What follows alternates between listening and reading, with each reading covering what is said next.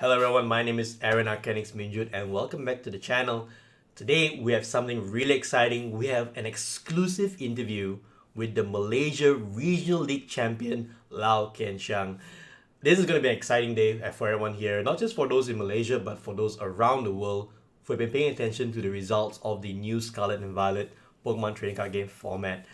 For those of you who don't know, the Malaysia Regional League was held just last weekend and it had 180 players in total, one of the largest events in Malaysian history, especially because these are only Malaysians that are able to play and attend this event.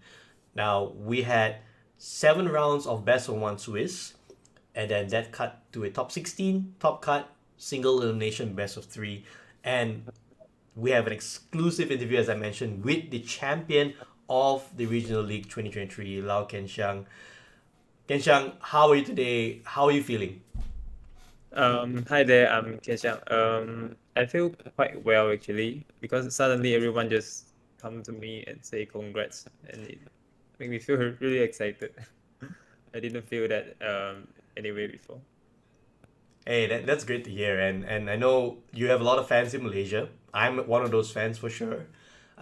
We are all excited to hear, not just about your journey so far in this season, but especially the fact that you have taken down one of the biggest tournaments in Malaysia with a deck which everyone has said is one of the best decks for quite a while now.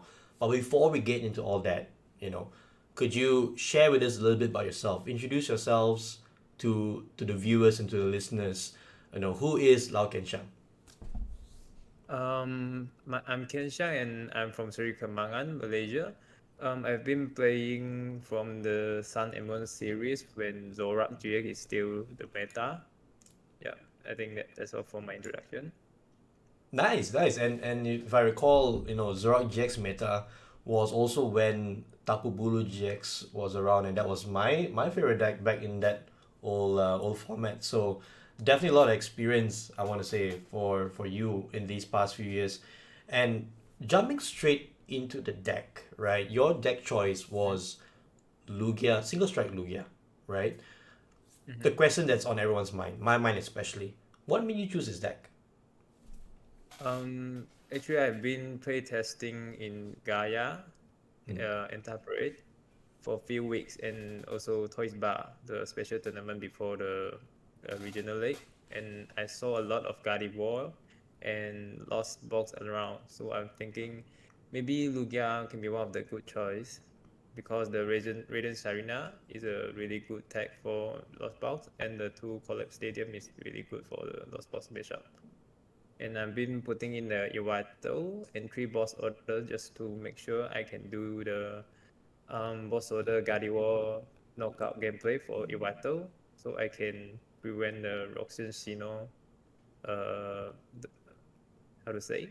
I can use prevent the Roxanne Shino combo, and I can use Lugia or other things to get the last two prize from the Zacian. Hey, that is superb insights, Kenshang. I was going to ask you about your list, but it seems like you have already sort of prepared a little bit on what you want to share about your deck list. And, looking at it right now in front of us, I have to also say that the Malaysia Championships is coming up in June. For those of you who don't know around the world, the Malaysia Championships is essentially the national event for for those under the TPC system here in Asia. And it's going to be the same format as what we have today with the regional league. So it's going to be exactly the same format. So one of the bad things about being a champion is that your deck list is now public. Everyone knows about it. Everyone is aware of what you played, and essentially they also know what are your counts. One of this, one of that. But if you have to pick, right, what is your one card of this list, honestly it is, looks standard Lugia, but also pretty unique in some way, right? What is your favorite card from the regional league tournament itself? What was the card that you felt was performing way better than other cards in your deck? I will say is actually the Iwato. Is surprisingly helps almost more all of the mashup. Like you can use it to trade price from Lost Box mashup. You can use to kill Iwato, I mean the Guardiax, and you can use to kill the Mew VMAX. and especially the Mew matchup. The Mew have to force to kill the Vivato and bring it back to a good price rate for later on. Yeah, that's a really good card for me. Yeah, very interesting. And you mentioned, Yveltal, even though a lot of folks would just say, hey, that's just your Gardevoir and Mew counter, you mentioned something really interesting. Is also your Lost Box go to, attacker because it trades really well. It's a, single price attacker, you know. How, I'm curious about what do you think about Stonjourner in the list? Like Yveltal and Stonjourner, uh, they've both been very important. And you mentioned as well, right? You wouldn't change any one of these things, right? When we caught up, you know, Yeah. what are your thoughts about the single price matchups overall for Lugia? We just use the Lugia to attack for twice, and normally it won't easily die from the Lost Box matchup unless they got the right goal. Mm-hmm. So the best situation is just you tank the Criminal for twice and then you use the collapse to throw it up.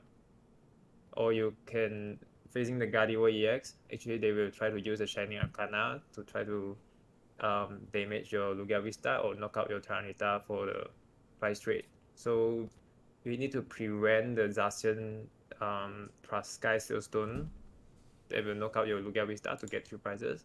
Basically, we will try to attack two prizes from Lugia, and then we just try to throw it up before they set up perfectly for the Zacian Sky Sailstone knockout, and use the collapse to throw it up. So, yeah. That's great insight, Kenshang. I hope those of you who are listening in are taking all those notes down because I hope I am because I don't play Lugia very well. I definitely want to, so I'm writing those notes down for sure. Uh, in that sense, you mentioned a lot about the different matchups that you had, and I'm looking at the rounds that you shared. You shared it on Twitter. You also shared it with me. For those of you who want to follow Kenshang on Twitter, his profile is n underscore maple. You can follow him there on Twitter.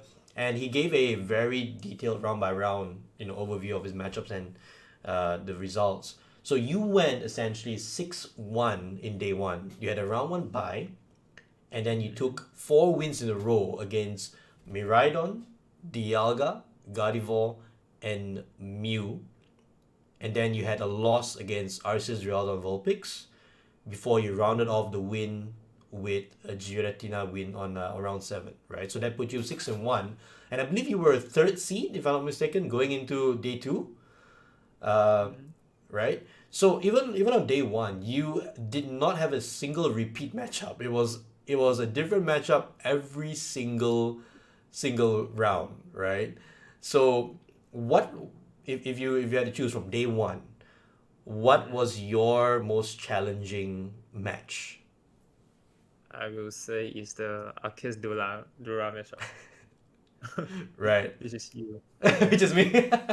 Yeah, no, I was trying not to mention that in front of everyone else, but yeah, so we played round six, right? That was the fun part. So I played your brother Kenzun, shout out to Kenzun by the way, in round five, and then we played round six, and Mm-hmm. and to be really fair and full credit to you, I honestly felt that I was really afraid of Lugia. I'll be honest, even though I shouldn't be, because Mm-hmm. being an Arceus deck, we easily, brick and that's it. That's the end of the day. But I felt you played really well in that match, even though eventually I was managed to scrape past. But I really Mm-hmm. thought that as long as I can get a good Starburst off early and play my cards right, I think I could have gotten there. So yeah, that was a very challenging matchup for you, right? Because of the double boss play on Archeops early on. Yeah, yeah. Yeah. So is there something that you think you could have done differently in that matchup? I know you run the Urshifu for the Duraldon, right? That's your tech essentially. Was there anything else Yeah. that you thought you could have changed up differently for folks who want to play Lugia against Arc Dura Vulpix? Actually, I think the matchup is fine. Just I priced the Shifu in the fifth price upstairs. So I'm thinking, oh, I already got four prizes from the Arceus and the Shifu V. I just can't get it yet. That's the problem. If There I you can go. set up before you set out the Durarudon, I think actually that matchup should be fine. There you go. Like that. So I lucked my way to that one because you prized the Urshifu in your fifth prize. So and to be fair, once you got that fifth prize, I did hold a final boss to go for it. So, but honestly, that is a very good insight for folks who want to play Lugia, right? And I think based on that alone, if I look at your day two matchups in the single elimination best of three, your top 16 match was against Giratiana Lozon, which you won in two straight games, which I think it's quite a straightforward matchup for Lugia. And then in the top eight round, you had faced Mew, which was the Fusion Strike version of Mew that ran Fusion Strike Energy, right? This was a Yeah. 2-1 win that you had. And in round three, which is the top four match, was also against Giratiana Lozon.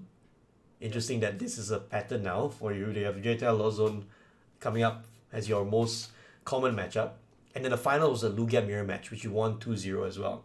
So the next same question as I mentioned earlier. Your day two, what was your most challenging match among the four that you had? I would say it's the final because as a Lugia mirror, one Tyranitar is a little bit tough for me. Before Right. I play the game, I was like, oh my god, I'm only playing one Tyranitar, and I feel it's really tough because I know he's playing two. Right. Yeah, because it's like if my Tyranitar kill his Tyranitar, he just kill back my Tyranitar, and I don't have anything to kill back his Tyranitar. So the Urshifu will be very important in such matchup. Yeah. Yeah, that is great insights, Ken Shanghai. And yes, you mentioned the call out on the Tyranitar, right? Which I didn't get to see when we played, but it is a very key card for the mirror as you mentioned. Yeah. So honestly, I think the last question I have for you at this stage, is with the Malaysia Championships coming up very soon. It's going to be in like 4 weeks, right? What are Mm-hmm. you gonna do to prepare? You are now the regional champion. You have a couple of buys. So those of you who don't know, you win the tournament, the regional leagues, you get a buy in the national championships or the Malaysia championships coming up. So now that you are having one foot forward, you have essentially a win. What are you doing to prepare for the championships coming up? Are you gonna be playing Lugia again? Are you gonna try and grind more matches with Lugia? Or do you think you're going to be playing something different? I think I'm going to test more decks before I decide what to play, and I still have to see what will the meta going to change after the regional league. Because some of them may just follow the top few decks, so there may be some changes over the meta core. Yeah, so I haven't decided yet, but I'm going to test around. Sounds good. And I think, to be fair, there's still a lot of time, right? It's 4 weeks until the event. Um, who knows? You might be facing a whole different meta, essentially. Considering that Malaysia is, even though we are a small country, we have like four, maybe five regions that are playing, Pokemon in a different way. Even in the Klang Valley, you're from Sri Kembangan, I'm from Klang. Our local game stores or LGS has a different meta altogether, right? Like I was expecting a lot of Mew, and I did face those Mew. You were saying that you were looking forward to Lost Zone and Gardevoir, which I thought it was not as common as what we we wanted it to be, right? So overall, it could shift either way. But that's the end of the interview, Genshang. Thank you so much for joining us. Thank you for this exclusive interview with the channel. I wish you all the best, in the preparation and also for the run up to the Malaysia Championships coming out in June. Is there anything else you want to say to the listeners, to your fans, to anyone that might be listening? I would say good luck for everyone too. Let's see all of you in Yokohama if you guys going there.